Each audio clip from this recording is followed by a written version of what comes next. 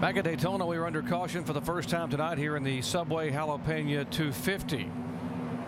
Contact on the racetrack between Kerry Earnhardt and the 52 of Donnie Neuenberger. There is the 88 car of Brad Keselowski. And they had some issues coming in for the first stop of the night. They were coming in, going to get 2 tires and try to get back out. Let's see how he slides through this pit stall. Not good for those left side tires. They back up here, and they end up getting 4 tires, but losing a lot of track position. Yeah, that's the driver just jacked up. His car's running good. He's going to try to help his pit crew out. Going to get 2 tires. He knows he might go back out in the lead, but a little too excited there. Let's listen to his radio. Sorry about that, guys.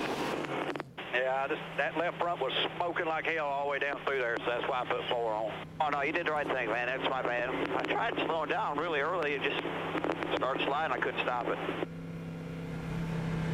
Now, he was 3rd when he came into the pits, and because of that incident, he's now being shown in 13th position. Now, the 27 car gained 10 spots on pit road. That is Jason Keller. And a little bit of strategy early on, fuel only on that car. It's going to be interesting to see, even though they only ran 10 laps of green, but how this works out with all this going on with the double file restart. Well, we're going to find out about the double file restart when we come back, as one car stayed on the racetrack. John West Townley back with the restart in just a moment. Back at Daytona, aerial coverage provided by our good friends at Goodyear, the official tire of NASCAR. New Fuel Max tires help you have a winning fuel strategy. And from high above, you can see that there are 40 cars on the lead lap, and they have lined up 2 by 2 for the double file restart shootout style. First time ever in the NASCAR Nationwide Series. Couldn't be at a more exciting place. This stuff's always exciting anyway, and now we've got just like the start of the race every time. And Matt Kenseth has chosen the inside lane as the leader. See how it works out for him right here. Looked like it worked pretty good on the start. The inside lane looked to be the best. I think that'll be the choice most of the time for some reason. For about 2 or 3 laps, that seems to be the best line. Here we go. See Jason Keller in that 27 car. He only got fuel on that last pit stop. We'll see how that strategy works out. Yeah, I like 4 tires here anytime I come down pit road most of the time. Couple of Roush Fenway teammates side by side. Reagan has the high line. Kenseth hugging that double yellow line on the bottom of the racetrack, now pulling by a couple of car lengths over in turn 2. And Michael Annett, the second place car in the 15, he got right side tires on that last pit stop. He knows how to win here. He's won an ARCA race here. Yeah, and he was really good in practice yesterday in the drafting that they did there. You can see him right up there in the middle of it. He liked the way that his race car was driving in the draft. Here comes the outside line back a little bit. Jason Keller gave David Reagan a pretty good push, but now Reagan doesn't have any help. And now those tires on Keller creating an issue back there. Dale Earnhardt Jr. trying to go around him in the middle line, and he will take Joey Logano and Carl Edwards with him. Up front, we still got David Reagan fighting hard on the outside with basically no help. He's got something coming with Dale Jr. if he can wait for about a quarter of a lap. Maybe less. Here he comes. Strong race car right there, but Junior's not going to wait around. Oh, holy cow, man. Michael Annett goes all the way up across the racetrack and stacks them up behind him. Looked like he was going to try to pull down in front of Junior, and Junior just had too big a run coming. Well, Casey Kane did a heck of a job to be able to hang on. He got tapped from behind, and now the 15. Something's wrong here. Yeah, he may have something wrong. Looks like he's got a flat left front. Stay on the track, though. Stay on the track. He's made contact during that, and looks like the left front tire is down. So he will have to come on pit road for an unscheduled stop. Let's see if we can see where the contact, who he got into with that left front. You can see right here, Dale Jr.'s got a big run coming right here, but he gets some contact, looked like from Boyer, and then that puts him up in front of Junior. I don't think he drove up in front of Junior. I think he got forced up there. That's right. You get that big push, you just can't turn the steering wheel when you get this going. If you do, you're going to spin out. So back up front, it is Matt Kenseth, Clint Boyer, David Reagan, Carl Edwards, and now Kyle Busch has climbed all the way to 5th. A little help right there. That's the way you do it. You do it on the straightaway. Leave a little gap getting in the corner. And you don't want to hit him too hard to send him too far out in front there, because all that does is negate what you're trying to do, and that's to try to go faster.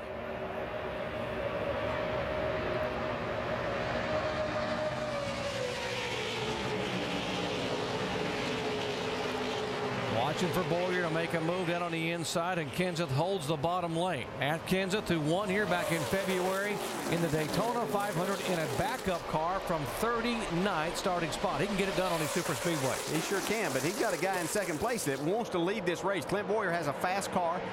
He led a lot here back in February, and he wants to put it back up front. His problem is the guy that's right behind him that could help him pass the leader is the leader's teammate, so I'm not sure how much help he's going to get there. See Brian Vickers now making a move on the outside to get 2 lanes going with Harvick. Looking like he's going to go up there and help. Brian Vickers started back in 26th position. He qualified very poorly in February and ran in the top 5 most of the night and finished 6th. Yeah, it looked like Junior was wanting to stay with Harvick right there, maybe help push Vickers, but he kind of got forced to the inside and in that line. Yeah, you see that tire from the 15 car. What happened to that tire, Dave?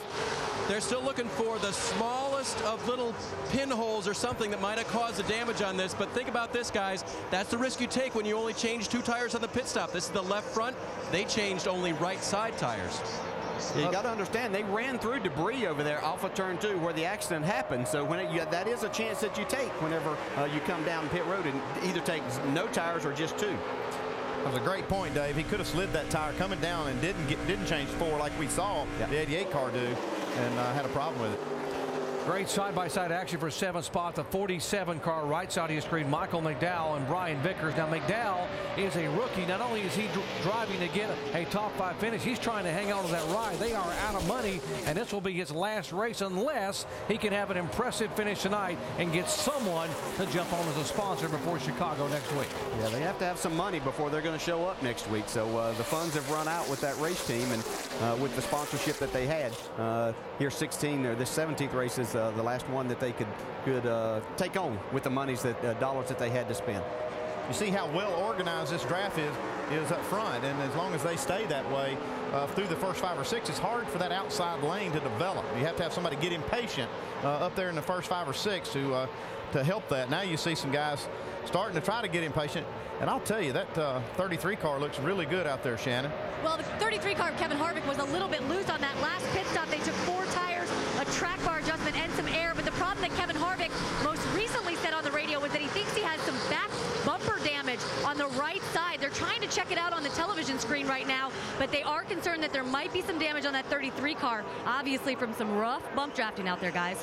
I think that might get worse before it gets better. Yeah, that was really close, and I'm not sure if Brad Keselowski has any right front damage. No, that was awful close. It threw the tri-oval as they passed a lap car, and then as he went into turn 1, he was still trying to get in line. It looked like he might have had a little bit of damage, but I think Harvick's car is okay. I didn't see any damage from that shot. No, that's going to hurt him any. So Harvick able to dodge the bullets here, move all the way up to 8th position. That's Allgaier behind him. Let's see if Kevin Harvick can make a charge on McDowell for 7th. He's out there trying to do it on his own. He's not getting a lot of help. He's got Allgaier now looking up there behind him to try to help push him along. And I think if Vickers could get up there, the 32 car's been strong. They can start getting something going on that outside lane. Yeah, Harvick has a strong car, and that's the thing about this aero package too. You don't have to have help. It makes passing somebody easier, but if you get them set up and get that run and make your move at the right time, you can go by, as you saw, the 33 and the 12 both go by the 47.